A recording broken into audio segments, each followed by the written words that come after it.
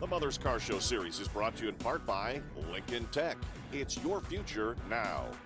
By Coker Tires, the world's largest supplier of classic and collector car tires. And by Mother's Polish. There's no shine like Mother's. Available at quality retailers everywhere. Welcome back to the Mother's Polish Car Show series, still in Jim Grundy's personal collection, and now we're in the street version of the race car you just saw earlier in the show. Tell us about this car, Jim. Well, after National won Indianapolis, they were a proud company. One of the reasons early automobile companies raced so aggressively was to prove the performance and reliability of their cars on the road. So with an Indy victory under their belt, National built 60 what they call semi-racing roadsters, sold by invitation to friends of the Speedway. There are two known to exist, and this is one of them. Wow, beautiful. Is this the original color? It is the original color. When we found this car to restore it, we found the original color on the body, and we chemically tested it and reproduced the exact same color scheme as original. Tell us about the dash up here and some of the instruments. Well, the dash is a complicated series of controls primarily for the timing and distribution of spark in the engine. The big question you're wondering is, what is Jim doing on that jump seat? Well, Ted, you'll see I'm hanging on by dear life. In a car like this, when a gentleman and his lady would go to town, they would take their mechanician. Normally, they'd be chauffeur-driven in one of the big touring cars, but if he was feeling sporty, the roadsters went down the road, and the mechanician was there to change tires, to do any mechanical work that needed to be done along the way, and when they got to town, to take the car to the service station and service it. So you could just drive up to the hotel, jump out with your missus, walk in, and the mechanician took your car away.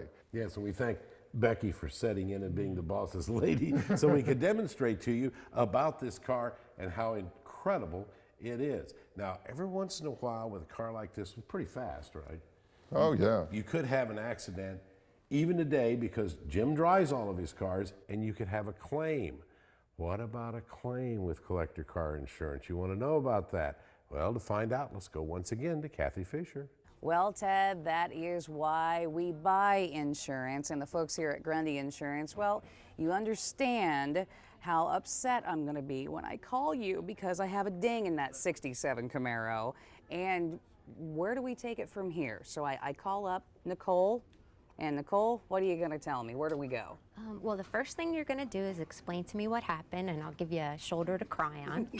Then I'm going to dispatch the claim out to a local adjuster. He's going to be a car guy that knows your vehicle, and he's going to make an appointment to come out and see your vehicle on your time, and then he'll assess the damage, write up an estimate, and send you off to the shop of your choice for the repairs. Okay, so this just isn't any insurance adjuster that's coming out. I mean, he's going to know that I had the special 396 in my car, the flip-up headlights, and that type of thing. Definitely. In fact, he might be a local car guy himself. He might own Mopars, or he might own Chevys. He might have his own shop and just be retired. But we're going to get you somebody that's experienced and knowledgeable.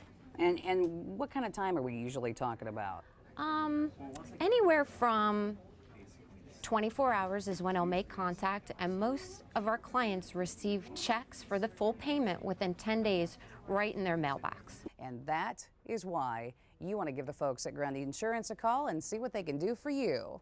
Headquartered in downtown Chattanooga, Tennessee, we take an intimate look at the personal car collection of Corky Coker, president of Coker Tires, the world's largest supplier of classic and collector car tires.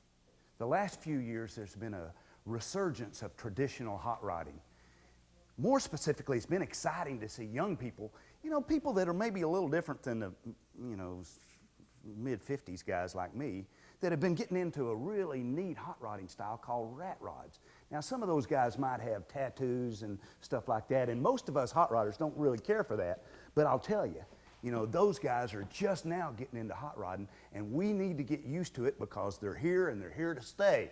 But let me tell you something, these rat rods, when they're done correctly, good brakes, good suspensions, they're perfect, and I love them. I got one too. This 41 Ford rat rod is one of my favorites and my pick for the day. Now we're going to look at the 1914 Mercer. Now, the Mercer Automobile Company was famous in the era. It was owned by the Roebling family.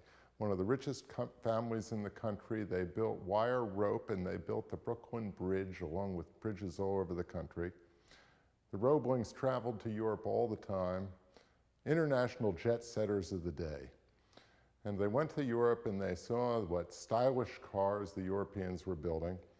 And the Europeans came over and trounced the Americans at Indianapolis in 1913 with a Peugeot, light, sporty, and they wouldn't put up with Americans falling behind. So they developed this car with French designers and great body styling. If you look, these cars are angular. This car is curvy and sexy. It's the American dream car of the era, and it drives the same way. I hope you've enjoyed this edition of the Mother's Polished Car Show series. I'm Ted Jones along with Jim Grundy. Tell you what, if you want more information, check out the website. We'll see you with another Mother's Polished Car Show series, same time next week.